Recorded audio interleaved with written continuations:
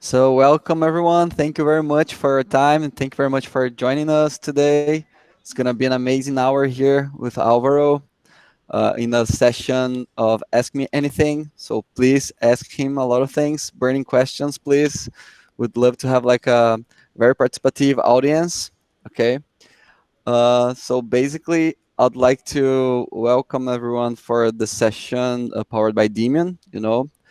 If you don't know what is Demian, we are a global incubator that supports entrepreneurship and creates a successful company in a better world for the ecosystem. So please join us if you would like to. And I would like to introduce a great person here, someone that is very inspiring, Alvaro Moya. So thank you very much, Alvaro, for being here with us too. It's someone that I know for over a year. We exchanged a lot about how to overcome COVID, and for sure needs no introduction. He's one of the most reputable CTOs in Spain. But just to give you some background, in 2009, Alvaro founded the TUS classes, perdón for the español, where he was a CEO and was his first entrepreneurship challenge. He originally is a telecommunications engineer that crossed paths to entrepreneurship in 2009, as I said, and founded several other startups from zero to unicorn as CTO, jumping from CEO for CTO. Companies as WeFeeder, iSurance AG, and he led WeFox as AVP of engineering. Now he's focused on the new company Lidr that we're going to talk about, folks to prepare the tech leaders of tomorrow through an immersive, experiential, and community-driven program. Alvaro has been changing how CDOs participate inside the management and business. Some fun facts about him. He's also a mentor for tech professionals at Plato, so you may check in his LinkedIn.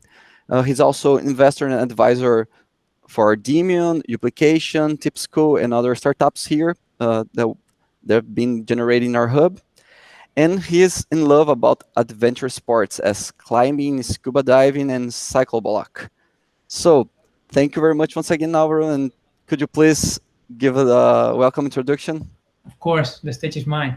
Thank you, especially to Dimium, especially you, Bruno, and Priscilla, for giving me this opportunity to share my experience that you described briefly but brilliant.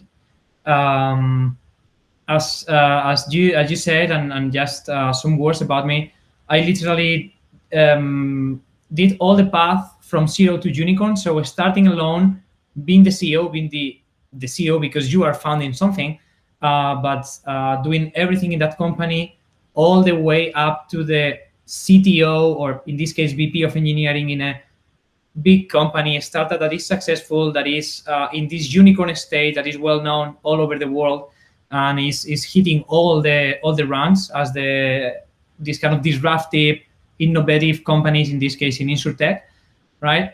And I literally did it myself. I just learned by doing. I'm failing a lot, unfortunately, but there were no kind of formal training to be prepared for that. And that's why, as Bruno mentioned, I'm trying to build training focus on this role, which is called Lidr. You can check it out in the links that Bruno has shared in the chat. So that's the main purpose, just to prepare other tech professionals, especially senior developers, team leads, product owners, project managers, to deliver much more impact from the role of a CTO, and especially because this is a highly demanded role, not only for companies like Demium, where all the companies they incubate need this role as hell, but also for other companies that, for one reason or the other, the CTOs that they are currently working with, it's no longer engaged with the company or is no longer prepared to face the challenges of a growing company, right? So that's the main purpose of this training. We will be launching next year, beginning of the next year, and we will open the seats really soon. Keep connected because we will have only 20 seats available. Really exclusive and kind of boutique training to prepare people especially in the Barcelona or Madrid ecosystems, to deal with the challenge, right? Here to really share all this expertise from zero to unicorn to answer all your questions, both personal, professionals. I was saying in LinkedIn, you just shoot, and I will make sure that what I explain is clear for you to understand which are the next steps you need to take or to just solve your curiosity. So now is your turn. It's not my stage anymore. It's yours. Willing to hear your questions. Amazing. Any volunteer to start the flow? Otherwise, I can do the ice break here, Alvaro. I believe it's my part too. I heard that someone already had questions Oh here. yeah. So jump in, please. Hi Alvaro, how are you? I saw. I wanted to ask you some questions, but I can start asking you, what do you think that are the most important strengths that a CTO has to have nowadays with all the new innovation and technologies that are? Um, personal experience all the time. So Yes, of course. here you cannot complain about the responses. But for me and what I miss most in other CTOs and what CEOs are telling me all the time is about the vision. It's something that is difficult to develop. It's not something that is trained or there is a mechanical way to train that. And this is what the CEO needs from the CTO, that this person is able to speak your language and that this person is really confident and you can trust him or her to deliver the strategy of the company, because in a startup, tech is core, is not just a facility as a department, is core, and is driving the strategy of the company, is telling the company if it's going to win money or not.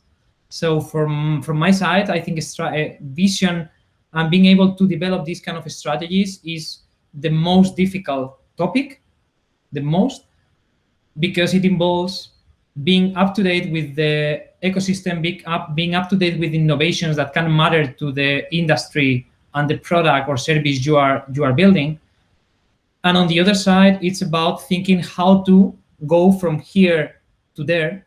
If you are able to develop the vision and develop the thought of, I want to be here, I want to be this kind of company, I want to serve my customers with this kind of product, then you need to build the ladder. And it's really difficult to do it. And I got an example today from a great friend of mine, Alphonse Hubert. He was telling me the story of how do you solve a maze, how you solve a labyrinth, because all the people start trying, but at the end there is no written instruction that forbids you to start from the end actually. And at the end you can start from the center of the maze and go up to the start, right? All the way back to the start. And at the end, I think the strategy is something like that. You need to build from the end, which are the steps you need to take, and then starting to take just the first one. But you need to elaborate how this step will lead to the second, then to the third, and so on, right? Great, thanks. You're welcome.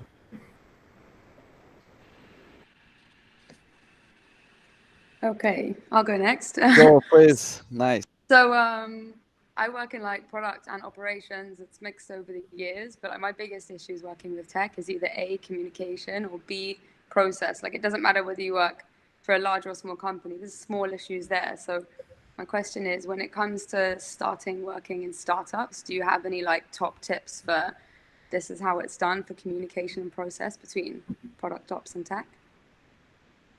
The second one is really much easier. When you go down into processes, is something that you can teach others to do and so on. And then what I would say is that in startups, you are a small team. And my recommendation is to prepare all these processes in advance as long as you can, right? Don't over-engineer, but as long as you can prepare the process, it will be there for the future. And then all the people will understand that as a company, you need to follow processes. And this doesn't mean that you are not a startup anymore.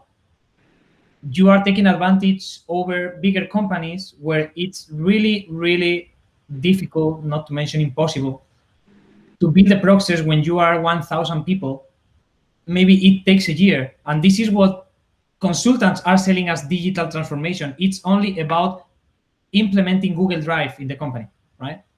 And this is a success case for a digital transformation consultant, right? When in a startup, when we are like here, like 12, 20 people, it's like, hey guys, we will start using Google Drive because we have a lot of documents. I will have a session in 1 hour, and I will explain you all the basics, and I will prepare all the folders so we can start working like that. And all of you are going to install and configure Google Drive according to our needs in 1 hour, right? This is something that forget about it in a big company. So processes is easier. So I would recommend CTOs to try to put them in place. And now it's much easier with new tools like no-code tools and so on. Is much easier. For communication, is much trickier. From the beginning, the CTO is going to be there for any kind of decision, which means any kind of communication, right? But when the CTO is starting to build a team, a tech team, so focusing on the tech topics, the main role of the CTO is being the translator, the man in the middle, translating the information from the business, the strategy, the next things that are going to affect the team and why, and creating the information and then delivering only what matters to the team, and all the other way around, getting all the day-to-day issues, what is happening, the doubts, the questions, the suggestions of the team, creating all the information, filtering properly, translating to non-techie vocabulary, and then going with this information up to the C-level meetings, doing some reporting, and this is consuming a lot of time. Translating is really, really exhaustive, and it gets a lot of energy from you, right? I hope this answers more or less your question. Yeah, more or less. Can I have like a quick follow-up one? Yeah, of course. Do you find that when you introduce processes in a startup, they change often or like relatively quickly as you work through the processes? Or do they usually kind of succeed, people follow process? Yeah, you mean if the processes are changing quickly? Yeah, as in when you introduce one, do they often change? Every single day. And that's why from my side, it's important to introduce at the beginning, because at the end, personal opinion again, what you expect from your team to be a successful team nowadays in this kind of VUCA world where everything is changing and you cannot control what happens in the other end of the world that is affecting you directly. It's about learning to adapt. So when you have processes and all the people see how you don't desperate because the process has to be changed, and you keep working on it and you try to keep improving it, even if it's not changing because you are forced to change, but you are delivering more and more and more improvements to that process, then they understand how an agile company works. And it's about the mindset. It's not about the daily, it's not about the feedback sessions at the end of the sprint. It's about the mindset. And when you are delivering this mindset in the process of the company, telling them, okay, just a pity, but this company has changed the service model. Imagine Asana or Airbnb, Airbnb Airtable. And it's like, okay, we cannot use this tool anymore because now it's not affordable for us. We need to move. Any suggestion you have from other companies, from your past, from your background, okay, let's use that. Okay, let's move to this and let's do it quick. Let's arrange 1 hour tomorrow and then let's go deep all together into it. This way of collaborating to discover the solutions, to adapt quickly to the change, to adapt to the needs of the company that are also changing, not only the environment, it's for me really key to succeed as a team that can go from a startup to a scale up and then go on to the enterprise. Cool, thank you. It's good to know. Welcome, good questions. Can I go next? Yeah. Yes, I am that B, or also known as David Olmo. Thanks for your time, Alvaro. So you said that you started as solo founder, right? Yes. Yeah, okay. So my question would be, how much involvement do you think it's important to have as a CTO when building the product? When you're gathering the requirements and you're starting a product to create a product from scratch, how much energy should you use to get those requirements directly from customers, or should you trust, for example, your CEO or some salespeople to do this? How much involvement should you have in this process? This is the question. My question is, how big is your team? Do you have a sales team? Do you have a CPO? Yeah. It depends. At the end, in the early stages, and I always mention it, I feel more like a CPO than a CTO. So for me, the role of a CTO in early stage startups, it's CPTO. And for me, the P is much more important than the T, because you don't have a team itself. You can prototype something to validate that the idea is valid in the market, and you are really solving a need and solving a pain, but the tech will come later, right? So at the end, as a CTO, you need to develop product skills. And for me, at the beginning, it's, I don't know, 80, 70% of the time, understanding what you will build in the future, but yet you even don't know if the customer is going to buy it, right? So I did need to develop by myself this role, and knowing how to validate, knowing which tools I could use to get some metrics from the product to understand the usage the customers were using of it, so I can understand if our hypotheses were true or not about the features we wanted to launch in the market. You need to develop these skills, because the most probable thing is that you don't have a CPO, and the most probable thing is that you don't have a sales team, but just the CEO is doing this business development, or maybe you have one of the founders related to sales, one of the founders related to marketing, but you have one person that has 8-9 hours a day, right? So you can work together. Here, the important part is collaboration, but you will be there to understand what do you need to ask to the customers, and that the sales people, this founder, for example, can ask the question and come back with the results. But you need to both understand what do you need to ask in order to build the product you want to build, or the customers need you to build. Okay, so I guess that you say that when you have started in the past to have sales team, these tasks have been moved to the sales team, and you have been only working directly with sales. So my question is, you still, after the team grows, are in contact with customers? Or no? Later on, I'm not in contact with customers. So this is then a task for product, but I need to know what the customers are saying. And I need to know why the product team is asking the questions, which is the direction that the product is taking, so I can explain my team, or the product team itself can explain the team why they are building something, why they are doing a repetitive task, why they are creating an API, why they are creating infinite buttons in an interface, because customers think about this, or we want to validate that this hypothesis is right. This is what will generate the commitment of the team, and they will understand the purpose of their work. They are not just coding. They are helping the company validate hypotheses, or they are solving a real needs from a real customer. Right. Okay, got it. Thank you. Thank you very much. At that point, it's only about creating information, as I was telling Rebecca.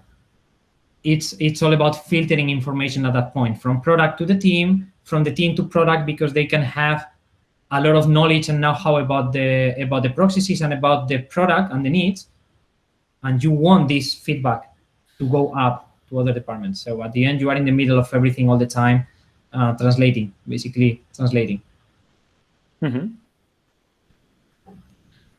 Yeah, I wanted to ask about the fast pace in which technologies evolve. We have talked before, when Rebecca was talking, we have talked before about migrating one third-party product in order to use another one. When do you know that you have to migrate a technology, and how would you how would you evaluate that migration is actually needed or not? I can use the same answer that the team at Basecamp was using to answer when to hire, when it hurts. Something like that, right? When it hurts, you know that you need to migrate. Other than that, it could be over engineering. So what you can do is maybe not migrate all the technology. The good thing about the new ways of building technology is that it's much more modular than before. So at some point, if you want to change something, you can just change one single module that is causing the pain, and it's going to be much more efficient than removing everything, right? But if you still have one monolith, just one big application, then a good thing for the future would be to slowly transition into something much more modular. Even if it's in the same technology, just trying to build it into logical pieces that not correlate with each other.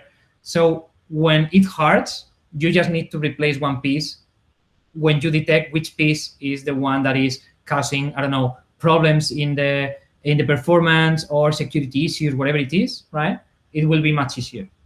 That's my 2 cents on this point. I'm not really a big fan of refactoring without a purpose, and especially in the earlier stages, the important part is delivering value to the market. So if you involve resources in refactoring something, unless it's not critical, it's not a security issue that can cost you a 20 million euros fine. If it's not something that is preventing the people to sign up, if it's something that it's avoiding the payments, so the people is hacking and you are not getting money from your service. Other than that, I would say try to keep it controlled, try to break into pieces if it's necessary, but don't do anything unless you have proven that the market wants your solution and you are really selling more and more in a constant basis, month over month, because then you will know that you will have the money to refactor something, and you will be refactoring something for a real future. But if you don't have that things validated about the money, you don't know that you will be here tomorrow, right? Yeah, well, or maybe, while you were answering, it came to my mind that maybe you can do that when it's a strategy decision based on the product, for example, too, that you need to change the technology because the product needs that change in the technology, maybe. That's another topic. That's another topic. When the new features or the new things you need to build really needs a big change in the code, then you start thinking about it. And sometimes it's not about refactoring. Sometimes you can build a new thing isolated in a good way. So in the future, you know that this part will not need to be refactored. But maybe to build that feature, then maybe a complex database from the beginning is preventing you to hit the deadlines in terms of development, or it's directly preventing you to code that feature because maybe the data model doesn't fit anymore, right? Mm-hmm. Then in that point, it hurts. So you need to do it. Okay, thanks. In this case, it hurts from a business perspective, but it hurts. It's preventing you to do what the business needs to do, basically.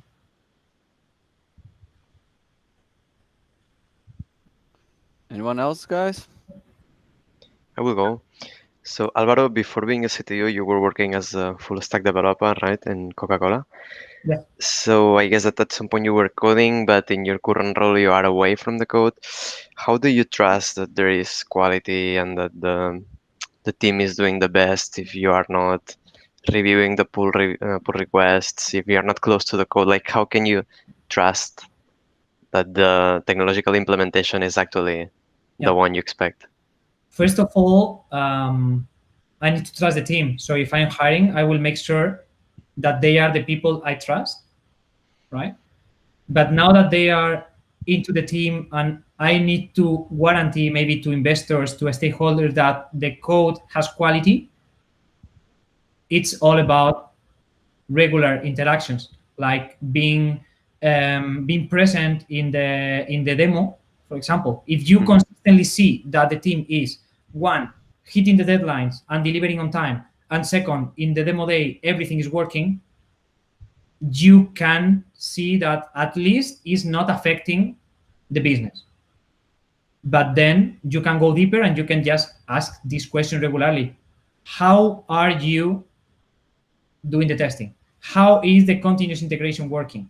Right? You can have these goals for the team, and is them that they need to demonstrate you that they are hitting the goals that you have set for them for the next quarter, for example. So if you are a fan of good quality, you really need good quality to be present in a certain stage of the company, then make sure that you have these kind of goals attached to the performance review of the team, and make sure that you talk about it. Maybe you don't need to go into the code to understand how everything is going, right? You know, when people knows what they are talking about and when they don't. So if you have a kind of water cooler conversation, informal conversation, hey, how are the tests evolving? We have now more code coverage. Yes, it's about 80. You don't have a reason not to trust them, right? It's your team. So in the first place, build this environment where the people is open and honest with you, and they can trust you and you can trust them. So you will avoid a lot of inspecting, being micromanaging, checking the code when they are not seeing, so you can guarantee. You don't need to do that if you have this feeling, right, of trust. I just trust what you are telling to me. That's enough for me. And then you put some kind of KPI, some kind of objective measures, and with this balance, they will need to be responsible of that measures, and they will need to develop the reporting to say, okay, these are the KPIs. Okay, how is my performance review for this part? Okay, it's 5 out of 5 because you are hitting the goals. That's it. Easy. Do people get scared when you show up at the demo day? Scared?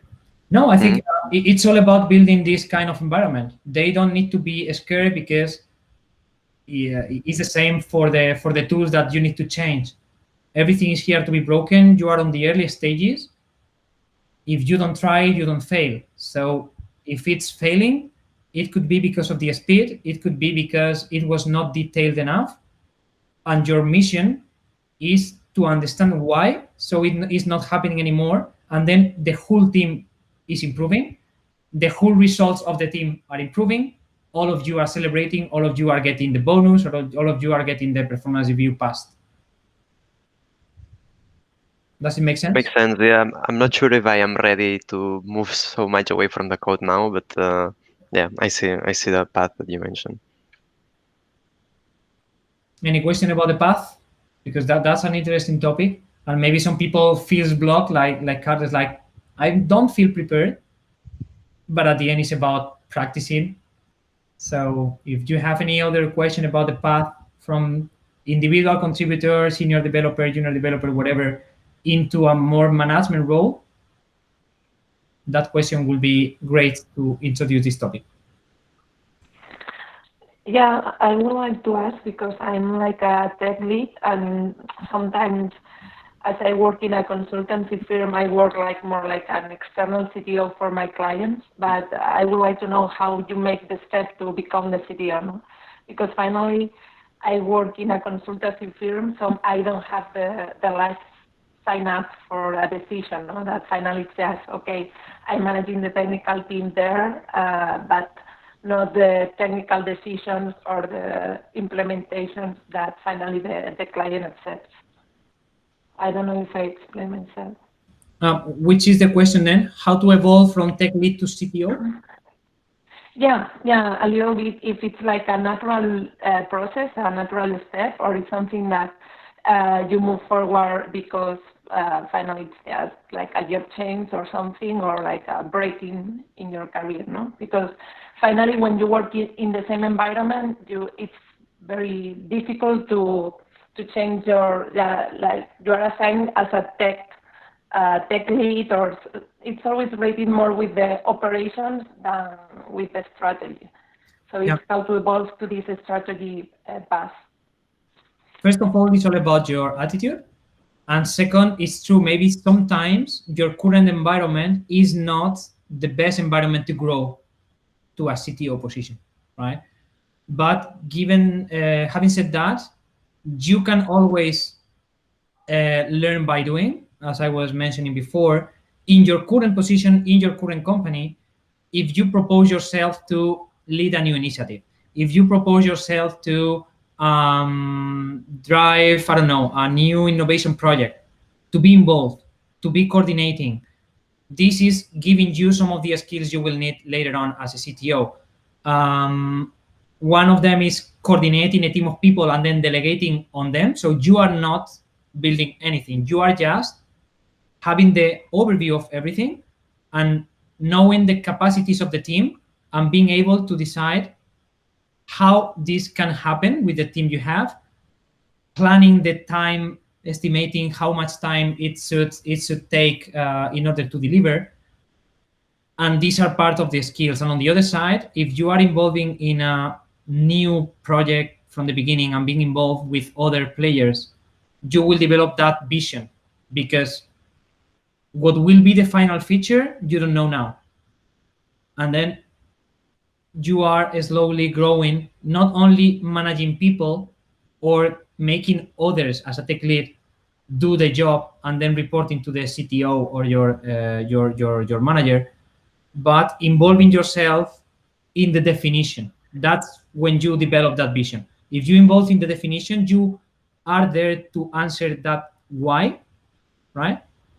And you answer that how we are going to do it in order to have an answer. Then you start to build your mind around product, around customer needs, around business constraints, the cost, the time.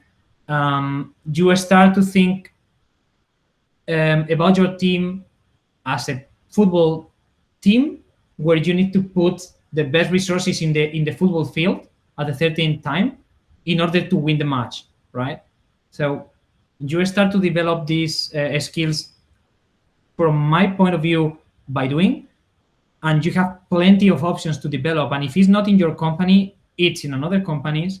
And if you want to keep in your company and you are not ready to move, or you don't have this opportunity now, you have plenty of things you can do as side projects to jump into the role. And this is how I have developed not only part of the skills, but also a network that has allowed me to work, for example, with these guys at Dimium, right? It's all about raising the hand and say, hey, how can I help you? I would like to be involved in that. It's something that can fit. You can organize your own webinars. You can organize or help others to organize, I would say, meetups, online meetups, yeah, in-person meetups.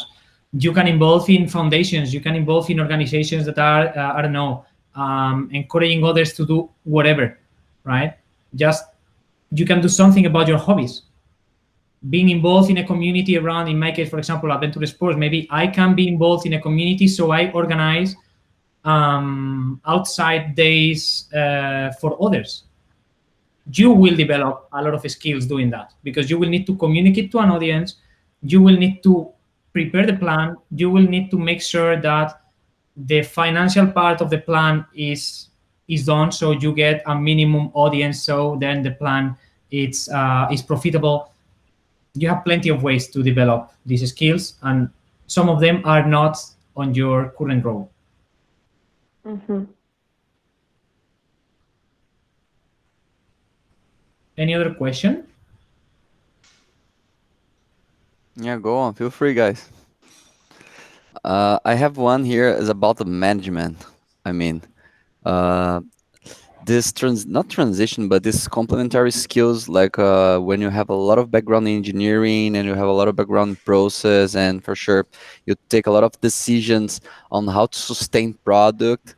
But again, uh, how can the CDO be more well connected with like the upfront decisions? I mean, like looking for the future of the company as a whole, like money, revenue generation, uh, sales, market, even marketing, growth hacking, for example. No. Yeah.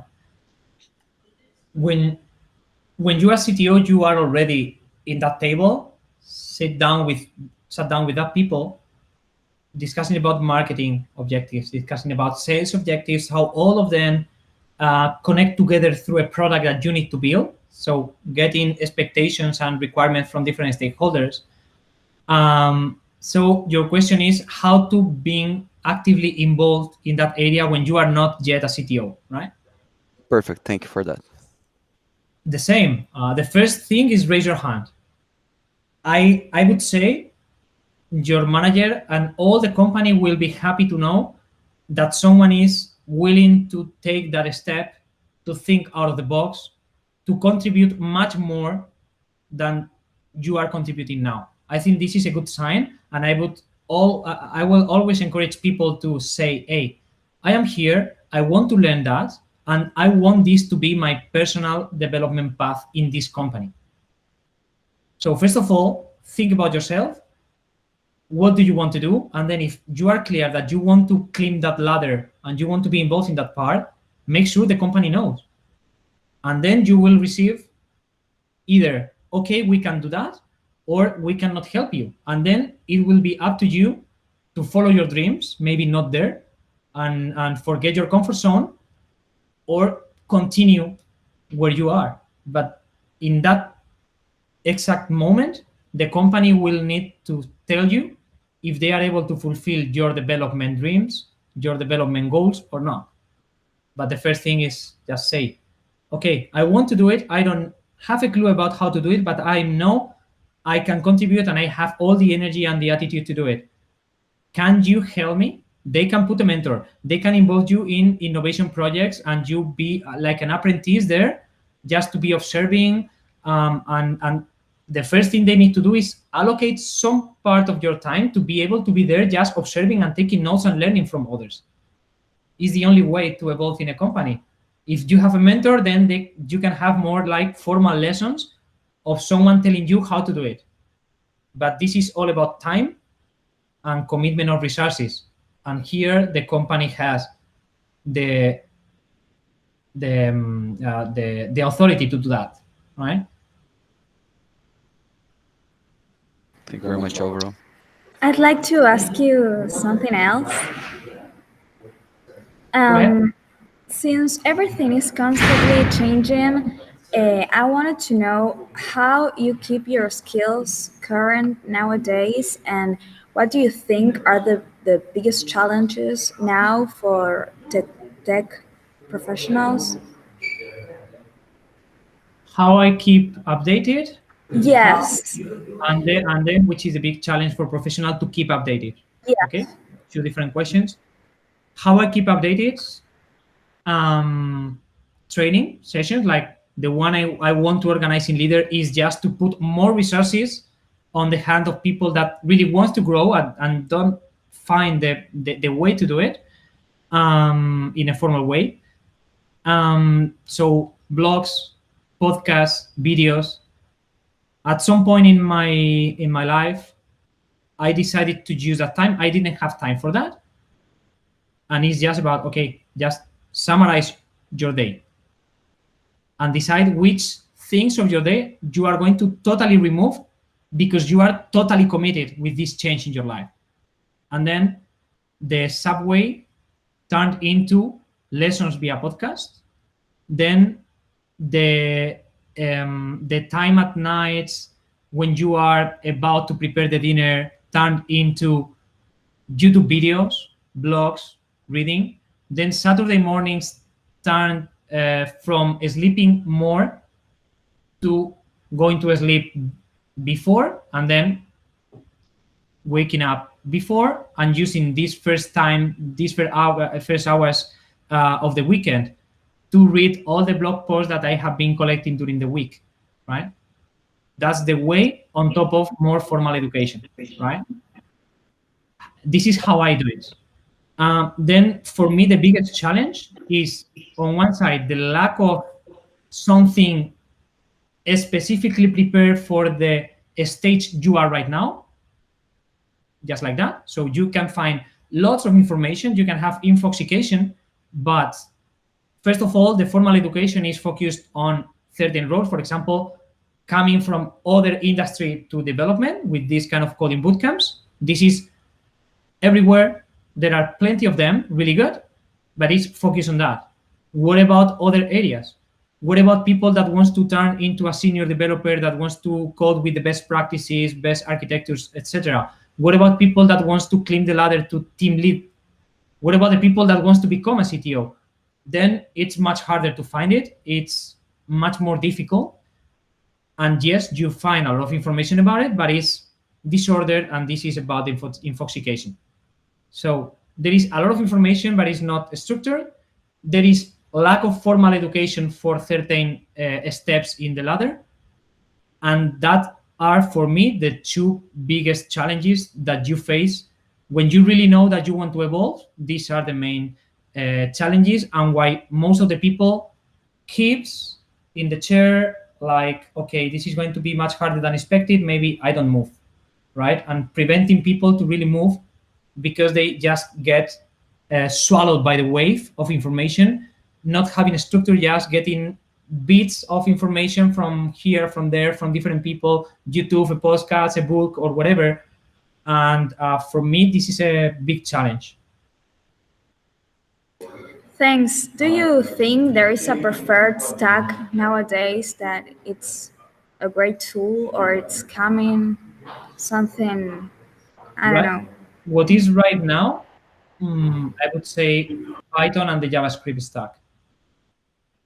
What is coming, I generally don't follow the trends until they are well established, or if to do something, I can just use that technology, right? So this is maybe a professional defect of really balancing what I want to achieve as a business and what I want to explore as a creative tech mind, right? And most of the times I am sacrificing the tech in favor of the business because I'm working in the initial phases. And of those phases, the important part is to make money and demonstrate that you can consistently make money over time, right? Is the purpose why you are hired, not to play with technology. So I make sure that I'm aware of all the technologies to define which is the best stack to suit the needs, allowing flexibility to the team. So as long as we are achieving our goals, we have some time to explore, some time to innovate, and then there they have plenty of freedom to use whatever stack they want, and they can explore, and they are coming with ideas, and they are part of the innovation of the company. I'm not the only guy with the hat of innovator.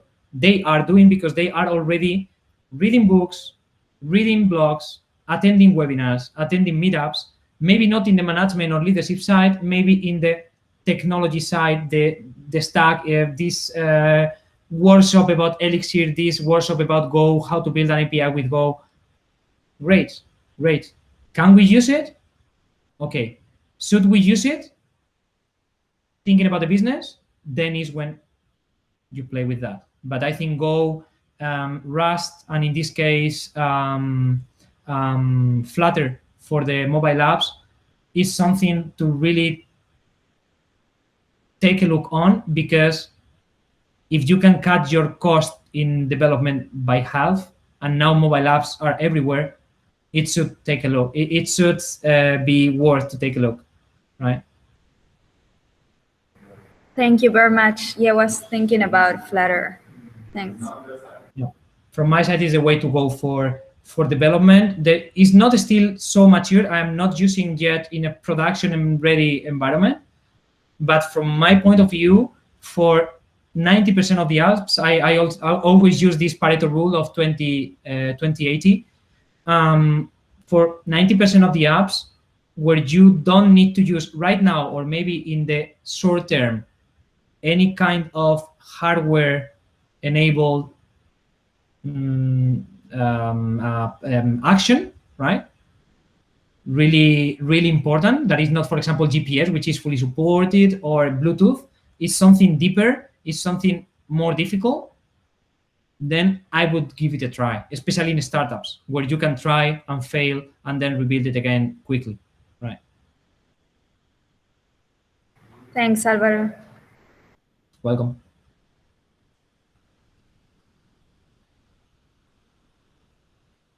More questions?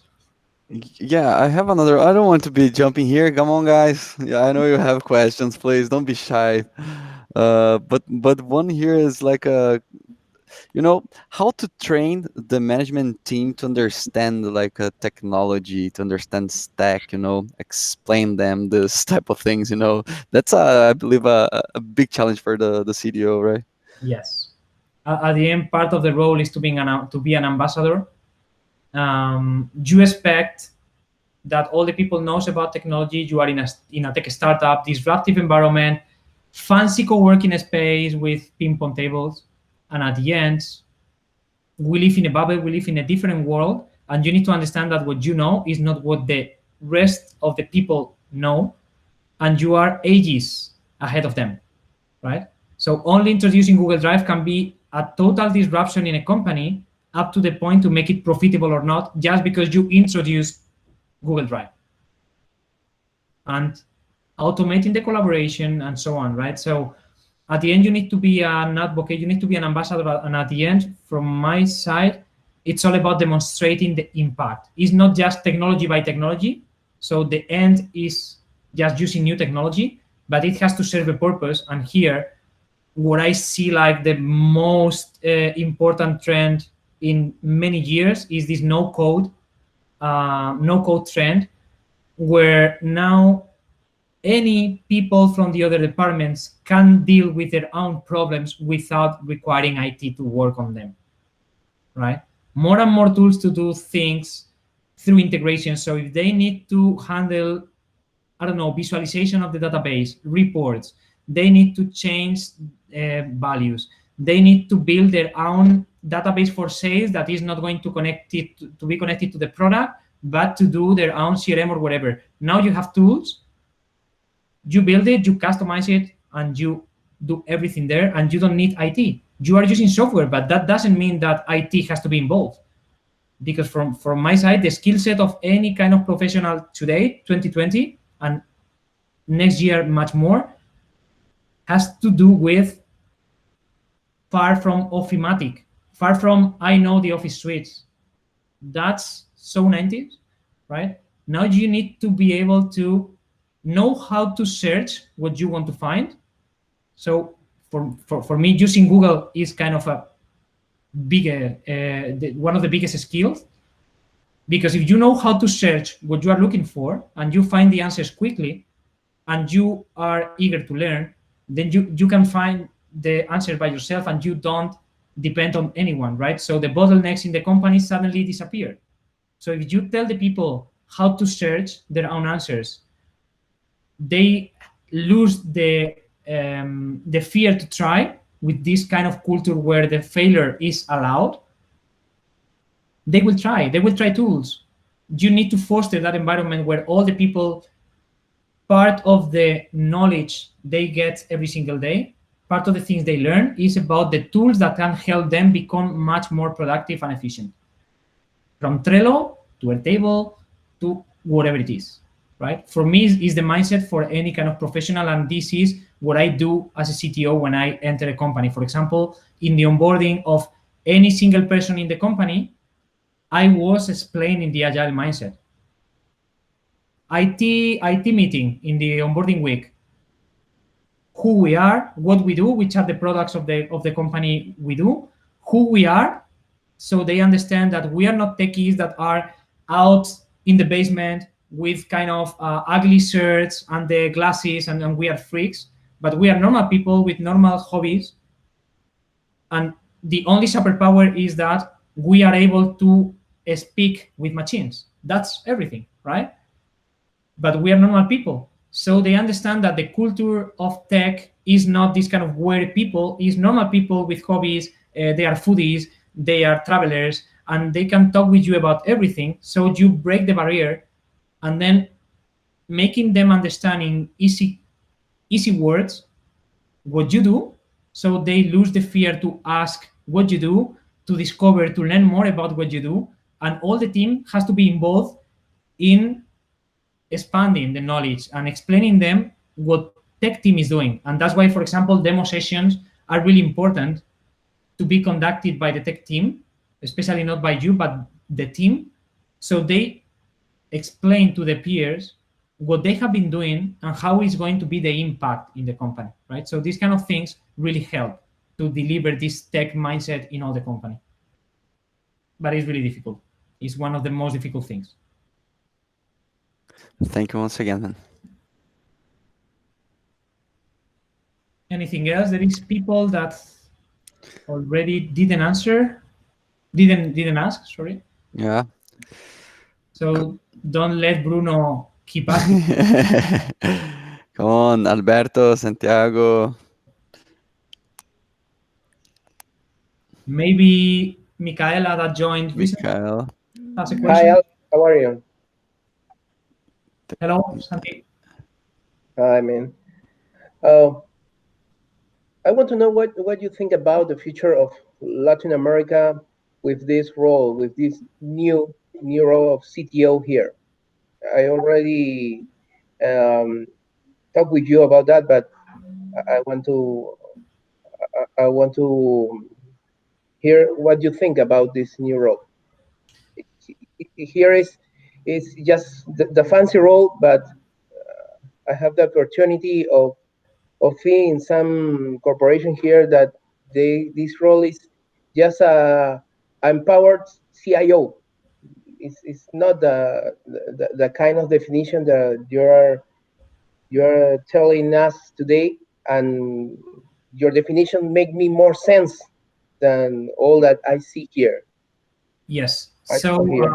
I have been discussing a lot about this yesterday and the past week, because if we want to launch Lidr courses in Latin America, maybe you find this kind of cultural barriers because the people willing to take the role or how the role is understood by the market, by the industry, is not the same in the different countries, in the different regions. And in Latin America, there is a cultural issue that has to do with Spain, with also a Spanish mindset that is not so often in the Nordics, for example, or in Germany or in Central Europe, which is that the hierarchy is still really, really heavy here in Latin countries, right? So hierarchy doesn't allow to develop this kind of autonomous leadership, this kind of servant leadership role that you should have. So the people is autonomous, the people is taking decisions, you are celebrating with them, but you are just taking the responsibility of the failures, but the big wins are for the team to celebrate, right? You are giving away all the credit. This is more difficult in an environment where the hierarchy is really hard. So there is a cultural problem here. And I anticipate that if I want to deliver Lidr courses in Latin America, I will need to change something. Maybe I will need to explain about this culture and how to overcome it, and then describe the CTO role in Latin America, describing the CTO role in other areas so the people can understand which are the differences. But there are differences. And what I understood from people there, in the market there, in the startup ecosystem, CTOs there, what they understand as the main weaknesses is the lack of vision and this part of the product vision. To be able to build something from scratch because you understand how a product is built, how you can validate things in the market, then this vision of running a business, not just doing technology, but running a business, is what others has told me in the latest days, as I said. So it's really recent, this feedback, as the main weaknesses for a senior developer or team lead to become a CTO. And the lack, and this is what they understand as the main weaknesses of current CTOs. I don't know if this fits with your understanding of the market, of the industry, but this is what they told me. Yeah, it's okay. Thank you, Alvaro. Thank you. You're welcome. Anyone else? We are just about to wrap up, almost 6, but I don't want to leave without having the opportunity to share other questions with Alvaro. Okay, last chance.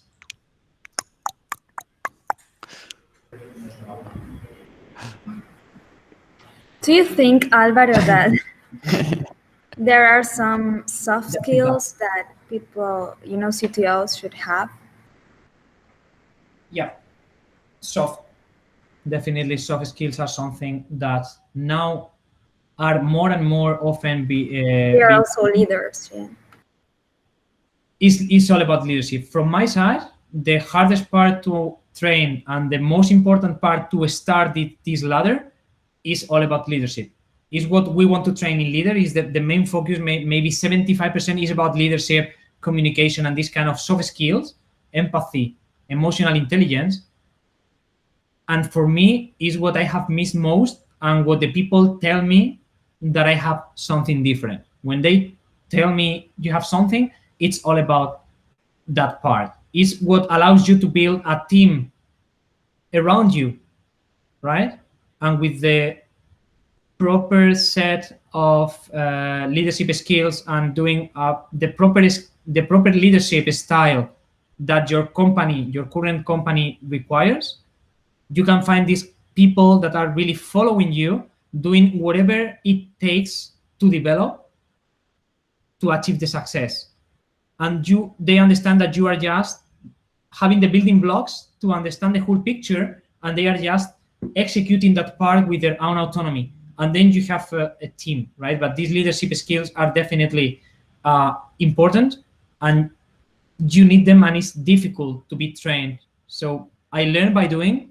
That's why I have really, really great weaknesses in some areas, just because I didn't go with a formal training with that, where I was experimenting with empathy, where I was experimenting with emotional intelligence, where I was experimenting how to really face conflicts, right?